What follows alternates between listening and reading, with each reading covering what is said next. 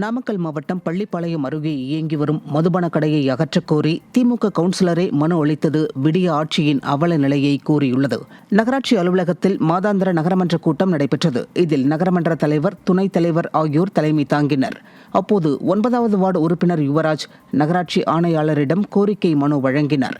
அதில் 9வது வார்டு ஜீவாசெட் பகுதியில் மக்களுக்கு இடையூறாக 24 மணி நேரமும் செயல்பட்டு வரும் மதுபான கடையை அகற்ற வேண்டும் என குறிப்பிட்டுள்ளார். மக்களுக்கு ரொம்ப இடையூறாக இருக்குது. அந்த பக்கத்தில் இருக்க ஸ்கூலுக்கு, பெட்ரோல் பங்கு, அப்புறம் நம்ம கேஸ் கம்பெனி, இன்டர்நெட் கேஸ் கம்பெனிலாம் இருக்குது. பொதுமக்கள் அத்தியாவசியமாக யூஸ் பண்ணுற அதிகப்படியான இருக்கிறதுனால அந்த இடத்துல மதுபான கடையை பள்ளிப்பாளையம் நகராட்சி கூட்ட எல்லையை விட்டு கொஞ்சம் தள்ளி வச்சா கொஞ்சம் நல்லா இருக்கும்னு சொல்லி இன்றைக்கி மன்ற கூட்டத்தில் தலைவர்கிட்டையும் ஆணையார்கிட்டையும் ஒரு மனு கொடுத்துருக்கோம். இதுக்கு நடவடிக்கை எடுக்கணும்னு சொல்லி தலைமையுடன் கேட்டு கொள்கிறோம் நகர்மன்றத்தை. அதே மாதிரி வெளியேறியல் இருந்தெல்லாம் மது அருந்திட்டு கத்தி, வெட்டு, குத்து, கொலை அந்த மாதிரி ஒரு வாரத்தில் ஒரு 4-5 பிரச்சனையாவது சம்பவம் நடந்துட்டு இருக்குது. இதை பற்றி ஸ்டேஷன்லேயும் என்கொயரி பண்ணிட்டு தான் இருக்கிறாங்க. ஆனாலும் அதுக்கு ஒரு கரெக்டான ஒரு தீர்வு ஒன்றும் கிடைக்க மாட்டேங்குது.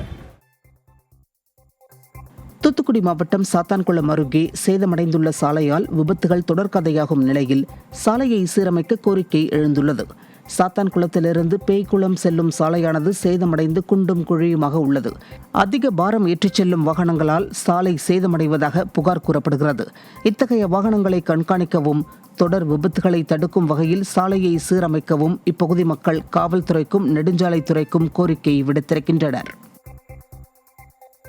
நாமக்கல் மாவட்டம் ராசிபுரம் அடுத்த குமாரபாளையம் ஊராட்சியில் 10 லட்சம் ரூபாய் மதிப்பீட்டில் 90% நடந்து முடிந்த தடுப்பு சுவர் பணிக்கு டெண்டர் விட்ட அதிகாரிகள் மீது நடவடிக்கை எடுக்க கோரி அதிமுக சார்பில் மாவட்ட ஆட்சியரிடம் புகார் அளிக்கப்பட்டுள்ளது. நடவடிக்கை எடுக்கவில்லை எனில் ராசிபுரம் ஊராட்சி ஒன்றிய அலுவலகத்தை கண்டித்து ஆர்ப்பாட்டம் நடைபெறும் என்றும் எச்சரிக்கை விடுக்கப்பட்டுள்ளது. சென்னை கண்ணகி நகரில் உள்ள 20 அங்கன்வாடி மையங்களில் 10க்கும் மேற்பட்ட மையங்கள் மோசமான நிலையில் இருப்பதால் பெற்றோர்கள் குழந்தைகளை அனுப்ப அச்சம் தெரிவிப்பதாக புகார் எழுந்துள்ளது. இதுகுறித்து பலமுறை புகார் தெரிவித்தும் அதிகாரிகள் எந்தவொரு நடவடிக்கையும் எடுக்காமல் அலட்சியமாக இருப்பதாக பொதுமக்கள் குற்றம் சாட்டியுள்ளனர். இந்த பால்வாடி உள்ளே போய் பாருங்கள், அது எப்படி இருக்குன்றது உங்களுக்கே தெரியும். ஃபுல்லாக இறங்கி போய் ஃபுல்லாக டேமேஜாக இருக்கும். ரெஸ்ட் ரூம் வசதி கூட அந்த குழந்தைங்களுக்கு கிடையாது. எல்லாம் சின்ன சின்ன குழந்தைங்க.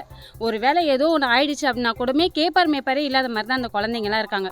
ஒரு வாரம் ஆகுது அந்த பில்டிங்கில் கரண்ட் நாங்கள் போய் எங்களால் முடிஞ்சு எங்கெங்கே போய் கம்ப்ளைண்ட் பண்ண முடியுமோ அங்கெல்லாம் நாங்கள் போய் கம்ப்ளைண்ட் பண்ணிட்டோம். இங்கே கட்டுவீரன் பாம்பு இருக்குன்னு சொன்னால் யாருமே நம்ப மாட்டாங்க. ஒரு மழை காலத்துலேயோ இல்லாட்டி ஒரு நல்ல தண்ணி சகதியிலையோ பார்த்தீங்கன்னா இந்த பில்டிங்கோ இல்லை இந்த பால்வாடியோ எப்படி இருக்குன்றது உங்களுக்கே தெரியும். ஒரு குழந்தைங்க விஷயத்தில் இவ்வளோ கேர்லெஸ்ஸாக யாருமே இருக்கக்கூடாது. என்னோட பேரம்பேத்திங்களாம் இங்கே தான் படிச்சுதுங்க. எனக்கு இந்த ஸ்கூலில் விடுறதுக்கே எனக்கு ரொம்ப பயமாக இருக்கும். நாங்கள் யாருன்னா எதனா சொன்னால் கூட யாரும் எந்த ரெஸ்பான்ஸும் கொடுக்க மாட்டுறாங்க. இங்கே இப்போ இன்னும் சின்ன பிள்ளைங்க எவ்வளோ நிறைய பிள்ளைங்களாம் வரும். அந்த நிறைய பிள்ளைங்க வர சொல்ல எங்களுக்கும் பயமாக தான் இருக்கும். ஆனால் அப்படி இருந்தும் நாங்கள் சொல்லி எந்த ரெஸ்பான்ஸும் கொடுக்க மாட்டுறாங்க. இருந்தாலும் எங்களுக்கு ரொம்ப பயமாக இருக்குது. இப்போ சீக்கிரமாக இதுக்கு மேலே வர மழைக்கு அதை கட்டி கொடுக்கணும்னு நாங்கள் கேட்டு கொடுக்குறோம். திருப்பூர் மாவட்டம் காங்கேயம் சென்னிமலை சாலையில் உள்ள குடிநீர் திட்ட குழாயில் உடைப்பு ஏற்பட்டு கடந்த 6 மாதங்களாக பல லட்சம் லிட்டர் காவிரி குடிநீர் வீணாக சாக்கடையில் கலப்பதாக பொதுமக்கள் குற்றம் சாட்டியுள்ளனர். ஆனால் நகராட்சி நிர்வாகம் இதனை சரி செய்யாமல் சாக்குப்பைகளை வைத்து குடிநீர் குழாயை அடைத்து வைத்துள்ளது.